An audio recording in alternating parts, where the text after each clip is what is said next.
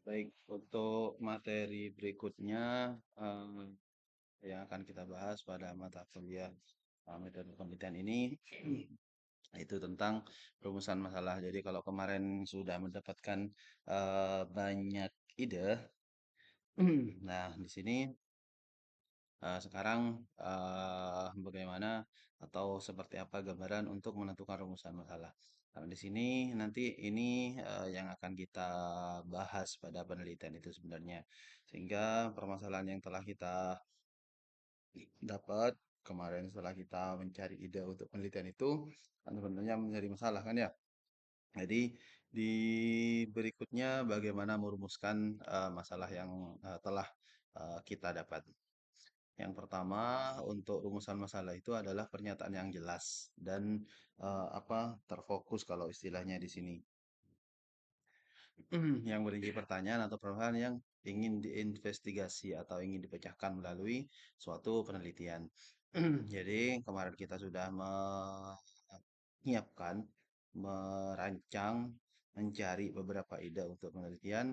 Nah, penelitian itu kita cari permasalahannya. Kenapa? Ya, tentu untuk dipecahkan begitu.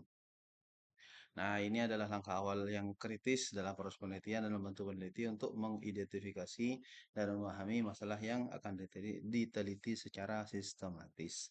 Tentu setelah ketemu rumusan permasalahannya, ya apa masalahnya kita merumuskan dengan kita memecahkan mau diapakan. Eh, ya tentu sekali lagi setelah ketemu permasalahan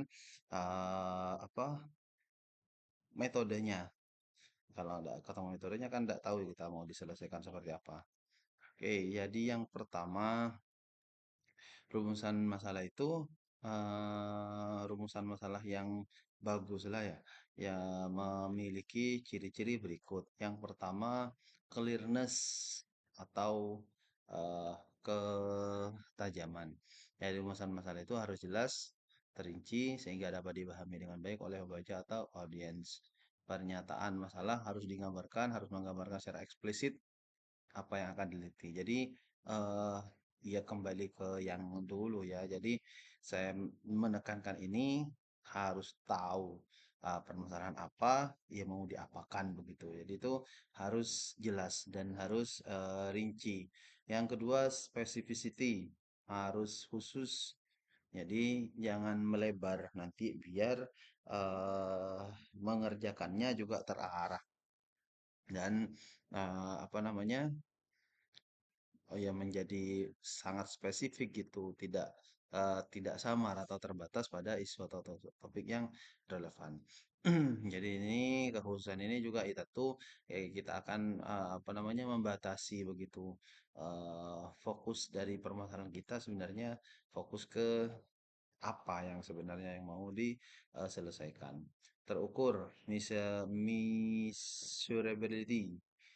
Jadi maksudnya terukur ini ndak ngembang. Misalkan rankingan ini yang terbaik. Nah, terbaiknya itu berdasarkan apa? Berapa nilai-nilai sehingga itu dikatakan baik begitu. Atau mungkin juga membandingkan metode itu kan juga diukur perbandingan metodenya apa misalkan berdasarkan errornya oh berarti error yang terkecil ini jadi ini yang terbaik begitu misalkan jadi harus jelas di sini harus jelas harus bisa diukur harus ada angka yang muncul. Jadi nanti kalau misalkan prediksi ya berapa prediksinya gitu bukan hanya ini rumus yang terbaik gitu bukan hanya seperti itu jadi ada nilai yang muncul. Walaupun nanti ketika kalau pemodelan itu kan dari permasalahan realistis, kemudian diubah ke dalam bentuk model matematika, kemudian diimplementasikan misalkan itu nanti ketika diimplementasikan mungkin tidak ada muncul angka, tetapi untuk menentukan bahwa model itu sudah baik, sudah bagus, sudah valid, ya tentu itu harus diukur. Misalkan tadi salah satunya dengan menentukan error terkecilnya. Berarti semakin kecil errornya, ya semakin bagus berarti penelitiannya dan lain-lain. Jadi harus muncul di sini nggak ngambang. Kemarin misalkan yang dicontohkan masalah apa, bibit terbaik. Ya terbaiknya gimana begitu. Oh berdasarkan ini. Oh yang berdasarkan apa? Satu, misalkan dua, tiga. Itu gimana? Tetap harus muncul dan harus bisa diukur intinya. Kemudian relevan, masalah harus relevan dari bidang studi. Ya, oke, kita fokus di matematika, fokus di modelan, fokus di komputasi, fokus di statistik, fokus di analisis.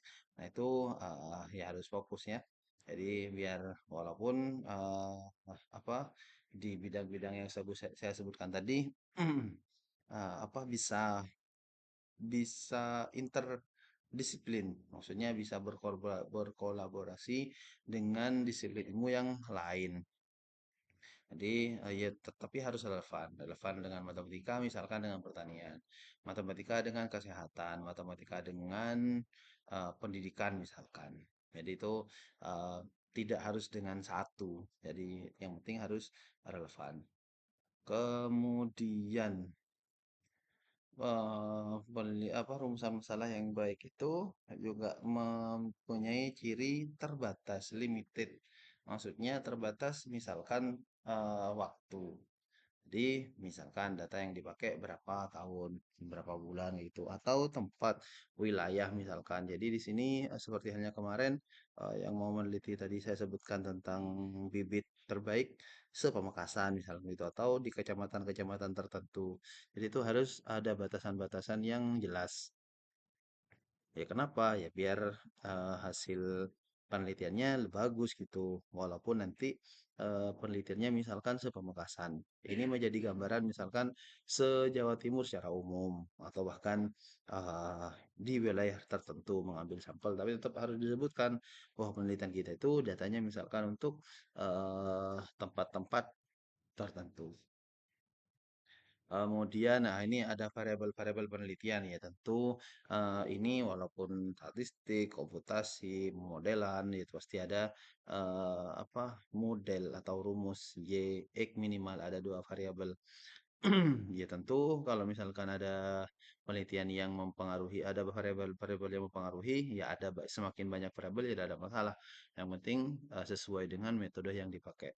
Di variabel ini dalam rangka ya mendukung atau apa namanya menjadi apa yang mempengaruhi begitu apa tujuan dari permasalahan yang akan kita bahas. Nah, variabel-variabel itu variabel utama atau mungkin variabel pendukung atau mungkin faktor-faktor tertentu atau variabel-variabel yang berpengaruh secara langsung begitu. Itu nanti ini juga perlu untuk menyebutkan pada permasalahan, menggambarkan pernyataan penelitian. Jadi setelah ketemu semua biasanya memang kalau pada apa namanya pada skripsi terutama rumusan masalah itu ya di apa diurut bukan diurut ya apa yang disebutkan ya kalau satu ya sudah satu kalau lebih dari satu nomor satu misalkan eh me, apa menuliskan gambaran umum misalkan tentang data apa begitu kemudian penerapan metode ini pada ini kemudian membandingkan metode tertentu kayak gitu-gitu jadi eh, memunculkan pertanyaan bagaimana gambaran umum tentang misalkan COVID di Pamekasan pada periode ini kemudian bagaimana penerapan metode ini untuk memprediksi COVID pada daerah Pamekasan pada periode ini.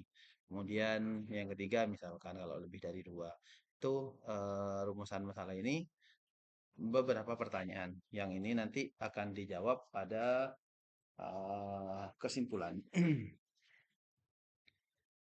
Ya itu yang menjadi tujuannya. Maksudnya tadi beberapa pertanyaan itu ya memang akan kita lakukan penelitiannya. Atau apa namanya? Ya tujuan penelitian itu. Tujuan penelitian apa? Ya untuk kayak tadi itu untuk menggambarkan ini dan seterusnya. Jadi ini pertanyaannya tujuannya adalah ya, jawaban dari pertanyaan ini. Jadi itu tujuan dari penelitian itu harus nanti yang menjadi gambaran pada rumusan masalah.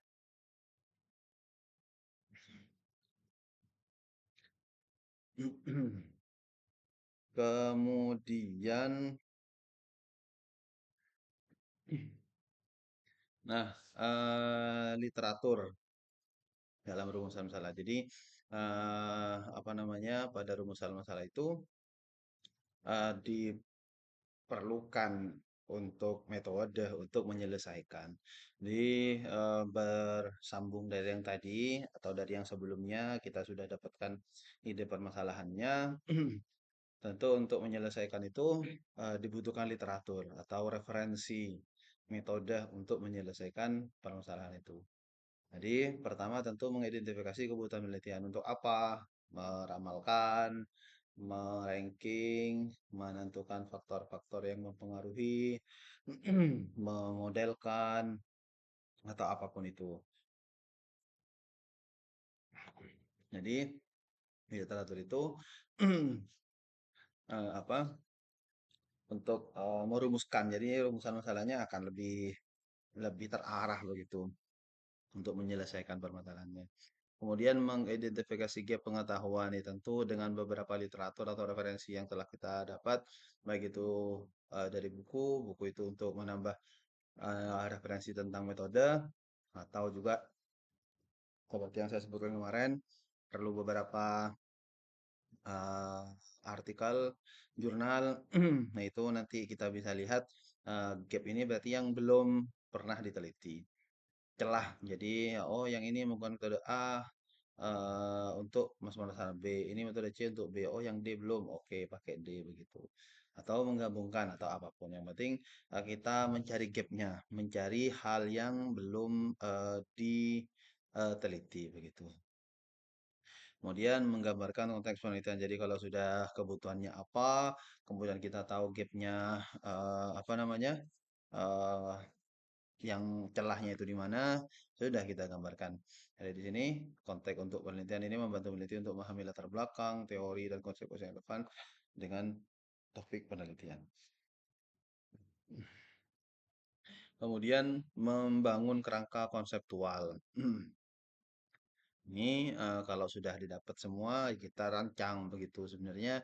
Oh, ini apa terlebih dahulu datanya ini kita mau apakan, kita buatkan kerangka konsepnya.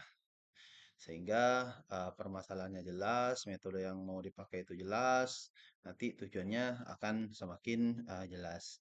Menginformasikan pemilihan metode ini dari kalau sudah jelas, oh ini menggunakan metode ini sudah ada referensinya, ini sudah ada referensinya, ini sudah ada referensinya. Kita mau gabung atau mungkin mau rubah permasalahannya atau kita ambil untuk permasalahan yang kita sudah dapat, ambil beberapa metode yang digunakan untuk permasalahan yang mirip atau yang hampir sama, kita pakai untuk permasalahan yang sudah kita rancang sebelumnya. Kemudian untuk apa penelitiannya? Nah, ini ya tentu berdasarkan gap tadi, berdasarkan celah tadi kita utarakan. Jadi apa sebenarnya mau prediksi ya walaupun nanti apa penunjukan kepentingannya ini kita bisa gambarkan pada latar belakang misalkan. Jadi kalau ya A ini, B ini penelitian yang pertama meneliti tentang ini, yang kedua dengan metode ini meneliti ini, yang ketiga ini dan seterusnya, maka kita bisa tambahkan, oh karena ini belum ada, kita ajukan misalkan ide kita meneliti A dengan metode C misalkan begitu. Karena itu yang belum ada atau lebih tepatnya belum kita temukan begitu pada referensi-referensi yang telah kita cari. Jadi itu saya pikir untuk rumusan masalah. Jadi sekali lagi secara sederhana ide telah kita bahas dan apa namanya eh, saya sudah sampaikan cara untuk mencarinya kemarin. Saya harap sudah menemukan ide-ide untuk penelitian. Nah, nanti dari ide-ide itu kita gambarkan pada latar belakang, kemudian kita rumuskan permasalahannya. Nah, merumuskan masalah ini yang akan kita sebagai pegangan atau berapa kalau tadi di apa namanya diurutkan beberapa pertanyaan, berapa hal sebenarnya yang akan kita kerjakan pada penelitian itu. Jadi misalkan menggambarkan datanya, kemudian menggunakan metode tertentu untuk meneliti ini, kemudian kita mencari apa mencari prediksinya dan sebagainya. Nah, kita tuangkan pada rumusan masalah itu. Itu saya pikir semoga ini bisa lebih membantu untuk gambaran-gambaran awal dalam menyusun rumusan permasalahan. Kemudian memastikan kesesuaian tujuan penelitian ya. Kalau sudah apa namanya sudah apa sudah jelas ya tadi kita memastikan terlebih dahulu sesuai enggak tujuan penelitian kita dengan metodenya. Kemudian meningkatkan kredibilitas penelitian. Nah, ini yang paling penting tentang kredibel ini. Atau kalau kemarin kita sebutkan mungkin salah satu hal tentang etika begitu. Ini penting untuk kita tuangkan pada rumusan masalah. Saya pikir itu. Terima kasih banyak. Mohon maaf. Assalamualaikum warahmatullahi wabarakatuh.